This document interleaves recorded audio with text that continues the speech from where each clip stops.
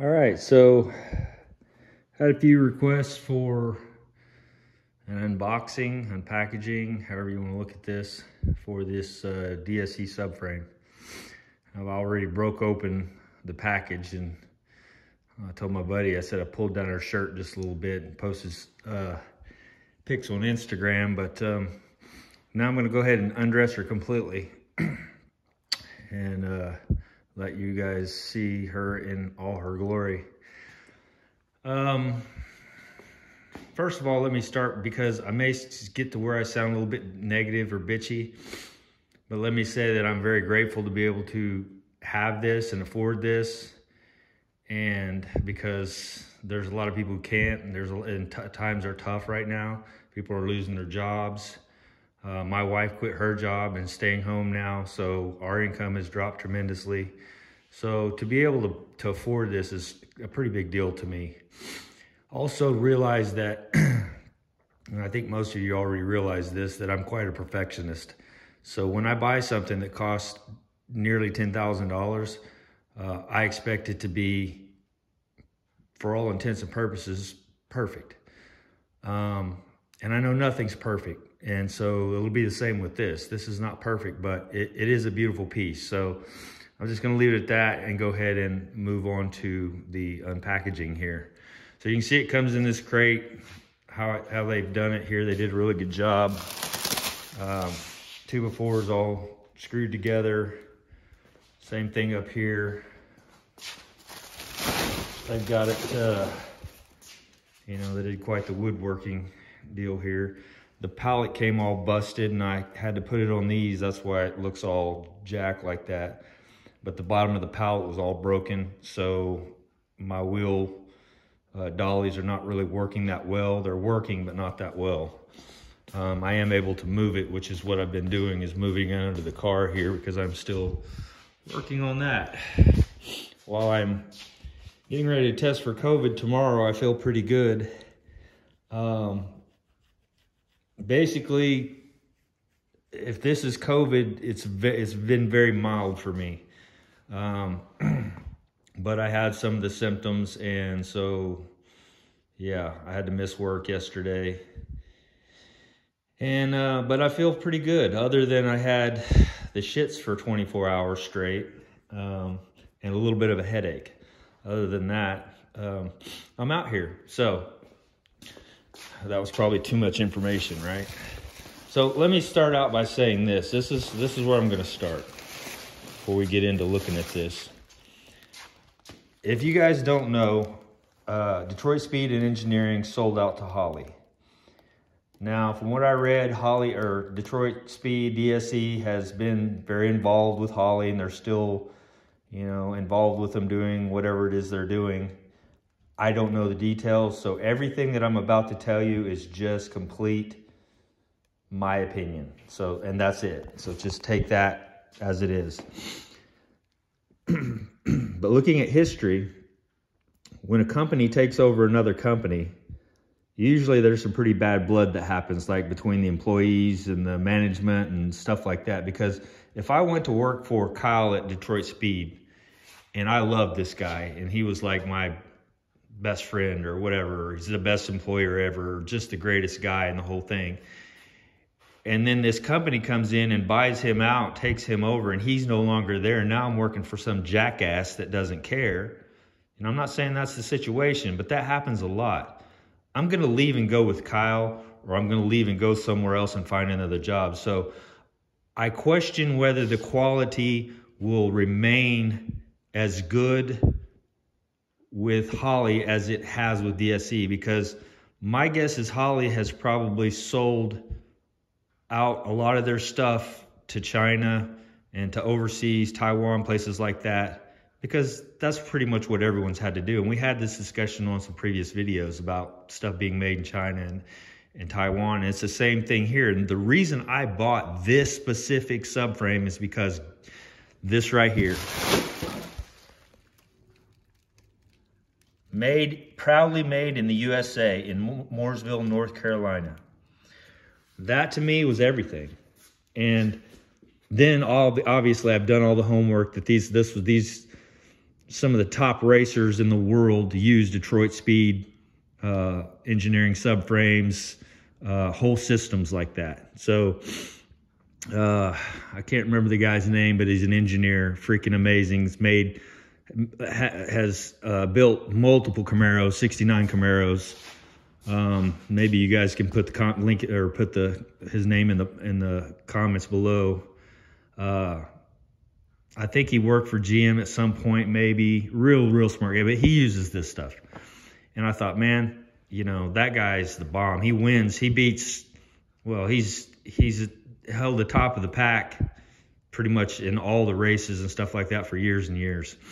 So anyway, I'm digressing here, I think. So on to this. But take that, like I said, with a grain of salt, because I'm just saying what I've seen happen, and I'm worried that it might happen here. And I got online and I see a lot of people talking about speed tech, talking about different manufacturers of subframes, and there's very few people talking about Detroit Speed anymore. And I'm like, why? Why is that? Well, I had some issues when I called. This took forever to get this in, and they said they were waiting for the steering box to come in. And so when I got it, it came with it, and I'm like, well, that's good.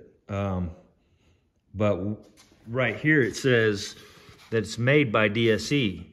So the only thing I can guess is if they were waiting on something, they must have been like, this stuff must be outsourced, and maybe they build it at DSE. Maybe they don't have the mold to make this aluminum housing or whatever it is.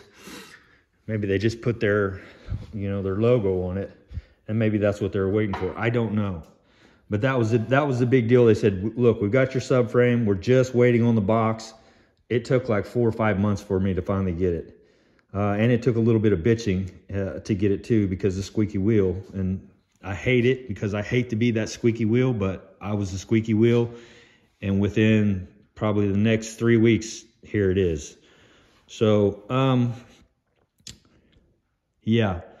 Again, talking to the guy on whoever it was, the salesperson or whatever, he had no idea about squat. He said, Holly's taken over. Things are really kind of a mess. It's a transition period. That was what I was told. I asked him, where do you get these racks from? Why are you waiting on, where do they come from? And he said, man, I honestly don't know. Well, for me right there, you just lied to me. I mean, you're going to tell me that you guys make and design these, but you don't know where you're getting them from? It's like, okay, I'm done talking to you at that point. Completely done. But anyway, I made a comment on Instagram, and DSE read it, and they contacted me and said, hey, give us your order number. We're going to get on this. And again, I got on their squeaky wheel type deal. And it's just reality. I mean, you call it what you want, but that's just the reality of it. And it sucks that it has to be that way. But so now let's look at this. Now that I'm finished with my little bitch session. So this is what you're going to get. And it is really a work of art. It really is. It's beautiful in every aspect. Something you'll probably never see that's under the car unless you're showing it and have mirrors underneath it. But man, the beefiness of these A-arms are unbelievable. At least the lower A-arm. The upper A-arm's a little smaller. The A-arms have greasable zerts, I think, fittings that you can grease. This one here does not. This one here does not. Why, I don't know. But I assume when those wear out, you just have to replace these joints. I would assume that this would have come powder coated with the rest of it, or at least painted, but it didn't. And of course, that's just cast. So you know that's going to rust if I don't do something with it. So that's something I have to consider. Same with this tie rod end. I'm going to have to either paint that or something, or it'll likely rust. And I don't want that because I do plan on driving the car. They did take the time to torque all these, make their, you know, their lines and everything where they torqued them. That's a brilliant idea. I think I'm going to take that on for myself. When I torque stuff, I'm going to start marking it, because that way I'll know that I torqued it. That's a great idea. They've taken the time to go ahead and cross drill through this and put a pin, cotter pin through it, so that that nut's not gonna back off there. That's freaking awesome. And I know a lot of race cars and motorcycles and stuff do that for safety, and they wire them and the whole thing. And yeah, absolutely, you don't want that stuff coming apart while you're doing 110 down a racetrack. So all of these that I can tell have probably been TIG welded. All this small stuff in here looks TIG welded. The frame itself, however, looks like it's been MIG welded to me. And the welds, they look pretty good. I mean, I'm not gonna say they don't look, you know, they don't, to me, they don't look fantastic. They just look good. And why I say that is because on my rear end over there, I got that about 3 years ago before Holly took over. And I'm not saying that's the case. This could be just the simple fact that, you know, they hired some guy in the day that, you know, or they hired some guy in that it was a Friday and he didn't really care that much and he wasn't trying to make them as beautiful as possible. I don't know. But I will tell you, on that rear end, every freaking weld is amazing. It looks like a stack of dimes, perfect, TIG welded, beautiful, just beautiful everywhere. I can't find a place on it that's not. I was so happy with that rear end when it came in. I kind of expected the same quality out of this. Now here, let me show you what I'm talking about. Let me set you down for just a second so I can put my glasses on so I can see what I'm doing here. So if you look at this side of the frame, you see how this is welded. Now, this looks like a decent weld. I mean, it's not bad. It may be a little cold, but not too bad. And what they've done is they've run this piece up and butted it up against this upright. And so you would expect they would do the same thing on the other side. And for me, well, let me show you what they've done here. So now look at this, how this is almost flat across here. It's not the same as the other side. And they've got undercut here. So they've undercut the weld in here, which why didn't they go back and go ahead and just fill that back in or grind it down and run it again or something? You know what I mean? I don't understand why leave something like that when you're paying that much money for something like this. Also, to me, it looks like they either cut this piece a little bit off to where it didn't butt completely up against this upright, or they just didn't push it over far enough to where there was a little bit of a gap in here and a little bit of a gap over there. So it's just a different, it's just that is different than that. Now, is this going to make a difference at the end of the day? I doubt it. I mean, is that going to break apart? I really doubt it. But it's just little stuff like that that I'm like, huh. Just attention to detail. And again, remember that I'm kind of a perfectionist, or not kinda. But, you know, here's another thing. You can see this. This is under, it's either under the powder coating or it's imperfection in the powder coating somehow. I'm not real sure. But, hold on a second. That looks like, I don't know what it looks like, but there's something either underneath that contaminated that or whatever. So do I think, you know, a year from now, that's going to start breaking through because there was oil under there that they didn't clean off well and the powder coat didn't want to stick to it? Or is that rust of some sort maybe possibly underneath it that just didn't get sanded off before they did their, or somebody's handprint where they grabbed it, or I don't know. So again, I hate to be negative because, I mean, I'm so fortunate to have this. I mean, there's some people that will never be able to have one of these. So I just want to, I guess I'm apologizing for bitching. But again, when you pay that kind of money, you just think, man, it's going to be like a piece of artwork, like just flawless, which it's really not. But it is very nice, so don't get me wrong. And I do believe it's going to make this car handle like it's on rails. So that's the main thing we're after. So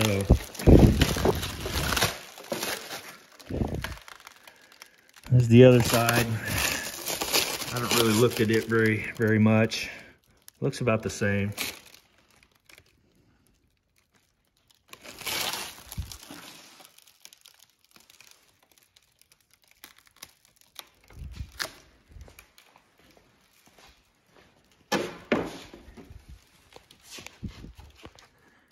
Not sure why they left this open and this side open like that.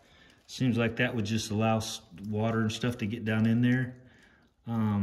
You know, why not go ahead and just come on around there and seal that up? That's just me. Another thing is the powder coating. May not necessarily get down inside there. It looks to me like it may be a little lighter in there, like the powder coating didn't kind of get down in there. So does that mean that the inside of that brace is raw metal all up in here? You know what I mean? Because if it is, and it gets water in there, what's gonna happen? You guessed it, it's gonna rust. So, there are holes up front here that I can get to, and underneath, and in the top, and I'll probably take one of my, my little camera and run down in there and see. And if it is in fact, well, that's a bar in there. That's some kind of a, that's a bar that I'm dealing with right there. So that's probably not the case. So I'm gonna take that back. I am gonna look up in there though. And if it needs to be sprayed, I may run some internal frame coating up inside there if it's not completely coated. But yeah, let me backtrack on that, because there's a bar, that's a bar in there actually. I just noticed that. Comes out here to your sway, basically your sway bar, I assume is what that probably is, that runs through the frame. So yeah, I'll further inspect that and make sure that, you know, that powder coating and everything got up inside there. I don't know if they dip these. I don't know if they're sprayed on. I don't know how they do it. So anyway, I'll get my little camera and run up inside there and look. Because like I said, once you drive this, you're gonna get water, you know, stuff like that's gonna get up in it, and you don't want to start to rust inside. That's what I've done to all the interior, like all the rockers on that. All inside's all coated and taken care of, so I don't have to worry about that rust. But like, you won't be able to tell too much here, but like all of these welds are just absolutely beautiful. And I think my wife wants me to come inside and eat lunch. But anyway, so yeah, I need to take this completely back apart. I'm gonna take it and have it powder coated. I pulled the wheels off, I pulled the shocks off, and I've kind of got it just hanging in there right now. But we're getting real close to getting back on this. So I just need to put that head back on and the timing belt back on and get this thing out of here. So I'll probably try to work on that some today. But I just want to do a quick well, not quick, now it's been like 18 minutes.